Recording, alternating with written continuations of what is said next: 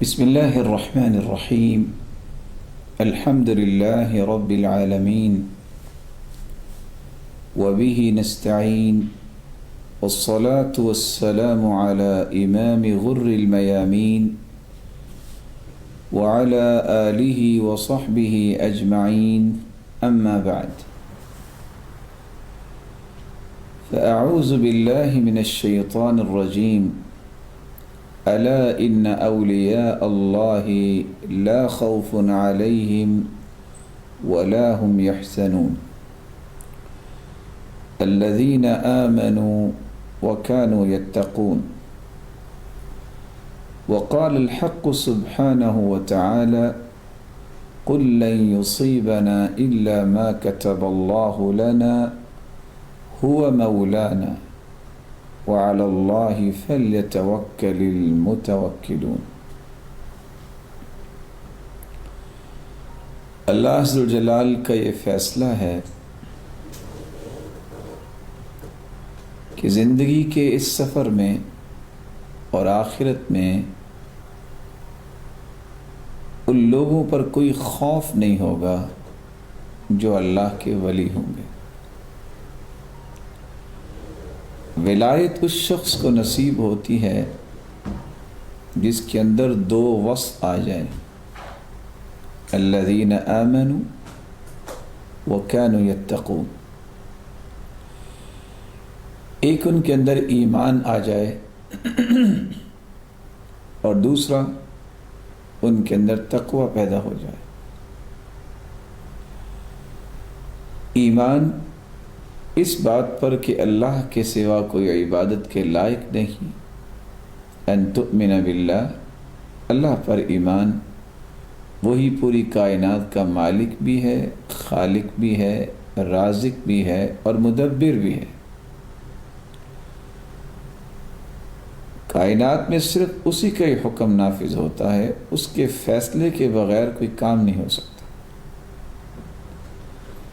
کتابوں پر ایمان، رسولوں پر ایمان، فرشتوں پر ایمان، آخرت کے دن پر ایمان اور تقدیر پر ایمان۔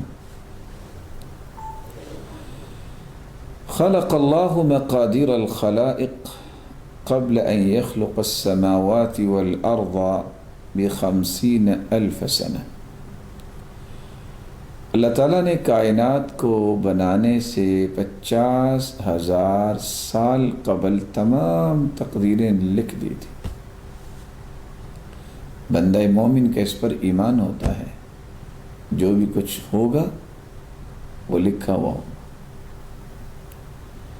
اس ایمان کے بعد تقوی کی ایک کیفیت اس کے اندر آ جائے، اور تقوی کی عمارت 4 پلرز پہ کھڑی ہوتی ہے۔ الخوف من الجلیل، اس کے اندر خوف صرف ایک اللہ کا۔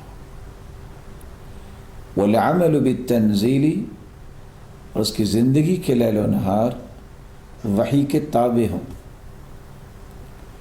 والقناعۃ بالقلیل، جو کچھ اللہ نے عطا کیا ہے اس پہ قناعت کر لے۔ والتزود لیوم الرحیل، اور آخرت کی تیاری کرنا، موت کی تیاری کرنا۔ یہ 4 چیزیں جب انسان کے اندر آ جائے تو متقی بنتا ہے۔ اور 6 چیزیں جس کا تذکرہ میں نے پہلے کیا کہ اللہ پر ایمان، فرشتوں پر ایمان، رسولوں اور کتابوں پر اور آخرت اور تقدیر پر ایمان، یہ 10 چیزیں جس انسان کے اندر آئیں اس کو ولی کہتے ہیں۔ اور اللہ کے ولیوں پہ نہ دنیا میں کوئی خوف ہوتا ہے اور نہ آخرت میں کوئی خوف ہوگا۔ آج کل جو پوری امت کے لیے خوف کی کیفیت بن چکی ہے، اس خوف کے متعلق شریعت ہمیں رہنمائی کیا دیتی ہے؟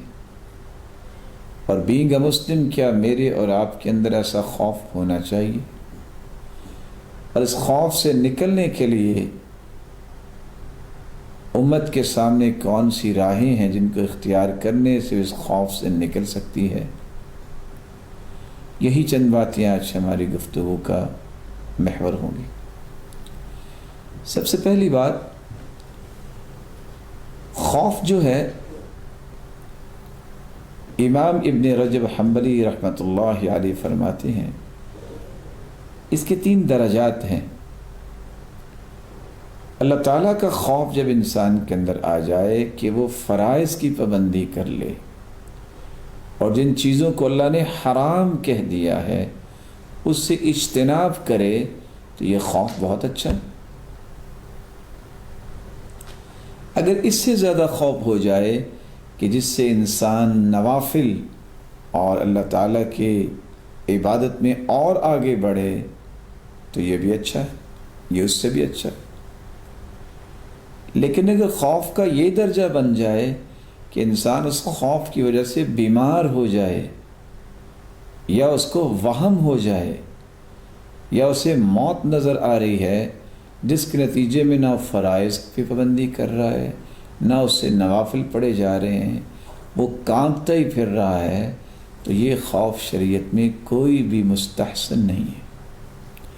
اس لیے قرآن کہتا ہے فاتقوا اللہ ما استطعتم، تم اللہ تعالیٰ سے اتنا ہی ڈرو جتنی تمہاری طاقت ہے۔ امام ابن تیمیہ رحمۃ اللہ علیہ فرماتے ہیں کہ خوف کا اصل مقصود تو یہ ہے کہ اللہ کے قریب ہونا۔ دنیا میں انسان کسی سے خوف کھاتا ہے تو اس سے دور بھاگتا ہے، جب اللہ کا خوف انسان کے اندر آتا ہے تو وہ اللہ کے قریب ہوتا ہے۔ اس کا مطلب یہ نہیں ہے تقوی اور خوف کا کہ انسان اس قدر اس کے جسم میں لرزہ طاری ہو جائے کہ وہ نہ تو کچھ کھا سکے، نہ کچھ پی سکے، اور نہ ہی عبادت کر سکے، اور کانپتے کانپتے فوت ہو جائے۔ یہ خوف کی کوئی ایسی کیفیت نہیں ہے جس کو شریعت نے اچھا کہا۔ اس لیے علماء نے خوف کی بنیادی طور پہ 5 قسمیں بیان کی۔